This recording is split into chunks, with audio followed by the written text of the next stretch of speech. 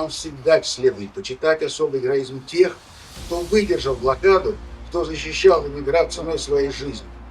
Долгих лет ветеранам. С праздником, дорогие друзья! С полным освобождением великого города от немецкой фашистской блокады.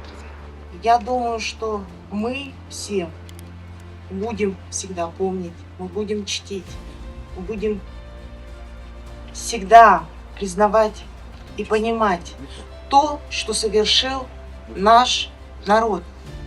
Мы все вместе, советские граждане в тот период, наши граждане, наши соотечественники, наши кыргызстанцы, которые остались там, защищая и оберегая город Ленинград.